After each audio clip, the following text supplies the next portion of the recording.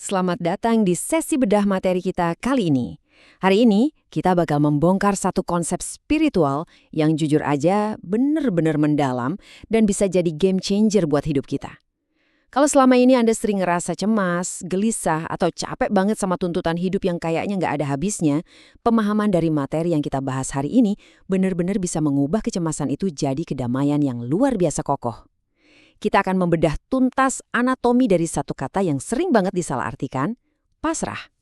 Nah, mari kita mulai dengan sebuah realita yang pasti pernah kita alami semua. Coba jujur, pernah nggak sih Anda menghabiskan waktu berbulan-bulan atau bahkan bertahun-tahun nyusun sebuah rencana dengan super rapi, tiba-tiba semuanya hancur berantakan gitu aja? Entah itu karena penyakit yang tiba-tiba datang, bisnis yang gagal total, atau mungkin kehilangan orang yang sangat kita cintai. Momen-momen mengejutkan kayak gini tuh sebenarnya tamparan keras yang ngingetin kita tentang batasan dan kerapuhan kita sebagai manusia. Intinya, sesempurna apapun kita bikin plan, kita tuh sama sekali nggak pegang kendali atas segalanya. Oke, sekarang kita selami lebih dalam dan lurusin satu kesalahpahaman massal yang sering terjadi. Banyak orang ngira kalau pasrah itu sama aja kayak males-malesan atau sekedar angkat tangan nyerah sama keadaan. Padahal maknanya tuh beda jauh banget. Pasrah adalah menyerahkan hasil akhir sepenuhnya kepada Tuhan. Tapi ingat ya, hanya setelah Anda ngelakuin usaha yang paling maksimal. Jadi ini sama sekali bukan bentuk keputusasaan. Justru ini adalah puncak dari keyakinan, di mana Anda percaya 100% kalau Tuhan tahu yang terbaik, tepat setelah Anda berjuang habis-habisan. Buat ngasih gambaran yang lebih jelas, coba kita lihat kontras yang sangat tajam antara penyerahan diri yang beneran aktif melawan rasa putus asa. Pasrah itu ibarat bahan bakar, dia ngasih Anda energi buat terus melangkah, nyari pelajaran di balik setiap kegagalan, dan tetap percaya ada rencana yang lebih besar. Sebaliknya, putus asa itu mematikan langkah, Anda jadi berhenti, nyalahin keadaan, dan dipenuhi rasa marah. Singkatnya, pasrah itu ngebangun ketahanan mental kita, sementara putus asa pelan-pelan bakal ngebawa kita ke kehancuran batin. Mari kita pakai analogi yang luar biasa simple, tapi ngena banget. Kepasrahan seorang petani. Petani itu kerjanya luar biasa nguras tenaga loh.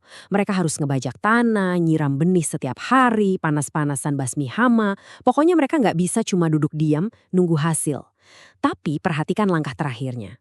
Di titik itu mereka harus rela ngelepasin ekspektasi mereka dari hasil panen. Kenapa? Karena mereka sadar penuh kalau urusan matahari, hujan, dan hasil akhirnya itu murni wilayah kekuasaan Tuhan, bukan mereka lagi.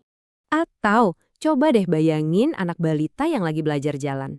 Mereka jatuh berkali-kali, mereka nangis kejar karena kesakitan, tapi apa yang terjadi habis itu? Mereka selalu bangkit dan nyoba melangkah lagi kan? Mereka nggak langsung nyerah gitu aja di kegagalan pertama. Nah, kita pun dalam hidup harus punya daya lenting yang persis kayak gitu. Kita harus gigih buat bangkit dari kegagalan kita, sambil terus mempercayakan seluruh rute dan proses perjalanan hidup kita ke tangan Tuhan. Ada satu kutipan yang benar-benar sempurna nangkep esensi kelegaan emosional dari konsep ini. Bayangin betapa capeknya pikiran dan hati kita kalau kita terus-terusan maksa dunia buat berjalan persis kayak kemauan kita. Capek banget kan? Nah, pasrah itu adalah momen berharga di mana kita akhirnya berhenti nuntut, ngelepasin beban berat dari pundak kita, dan ngebiarin batin kita benar-benar istirahat dengan tenang di bawah perlindungan ilahi. Rasanya pasti plong banget. Jadi rahasianya itu ada di formula harmoni ini. Usaha alias ikhtiar sama doa itu wajib jalan bareng.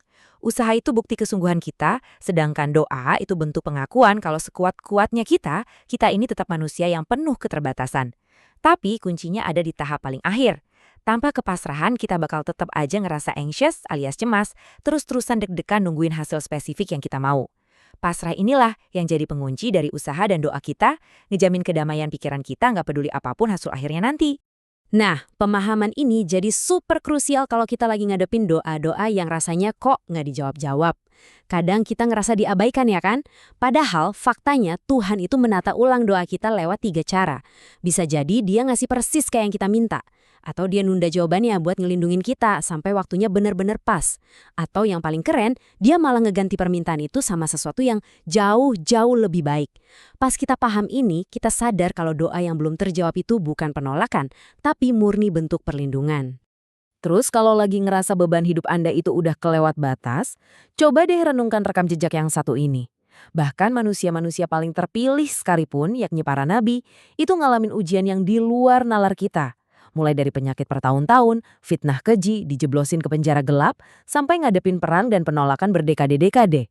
Ini jadi bukti nyata kalau kesulitan hidup itu bukan tanda Tuhan benci sama kita. Melainkan, itu adalah ujian mendalam yang cuma bisa dilewati dan dimenangkan lewat penyerahan diri yang total. Sekarang mari kita obrolin soal ilusi kendali.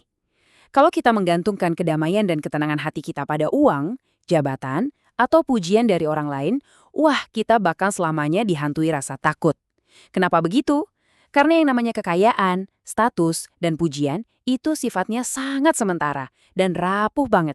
Semua itu cuma ilusi kendali duniawi yang bisa aja amblas hilang atau berbalik arah cuma dalam semalam.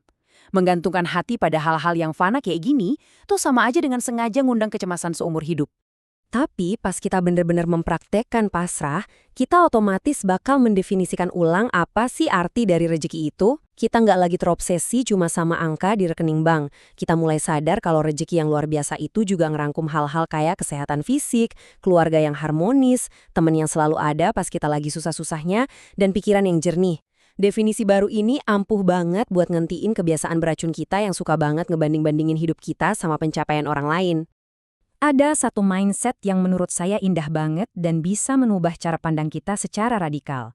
Kita diajarkan kalau kekayaan sejati itu nggak datang dari tumpukan harta, melainkan dari hati yang lapang dan selalu ngerasa cukup.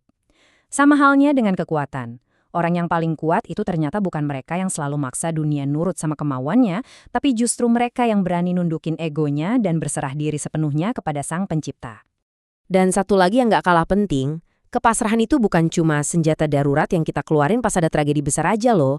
Justru, mempraktekkan pasrah itu harus dimulai dari hal-hal kecil yang bikin emosi tiap hari. Misalnya, pas lagi kejebak macet parah, pas kerjaan tiba-tiba numpuk di luar nalar, atau pas ngadepin teman kerja yang nyebelin banget. Menahan ego kita di momen-momen kecil kayak gini tuh ibarat nge-gym buat mental kita. Kita lagi ngebangun otot spiritual supaya kuat beneran pas badai besar datang di kemudian hari. Sebagai penutup dari bedah materi kita hari ini, saya pengen ninggalin satu pertanyaan buat Anda renungkan. Saat keadaan hidup lagi benar-benar sulit dan di ujung tanduk, apakah Anda benar-benar pasrah atau Anda cuma sekedar nyerah? Saya sangat berharap setelah kita ngebongkar konsep ini bareng-bareng, Anda selalu milih jalan yang aktif, beriman, dan penuh harapan. Lakuin yang terbaik, berjuanglah sekuat tenaga, dan setelah itu, temukan kedamaian sejati dengan melepaskan hasilnya. Terima kasih banyak udah ngikutin sesi penelusuran materi ini, dan sampai jumpa di pembahasan menarik kita selanjutnya.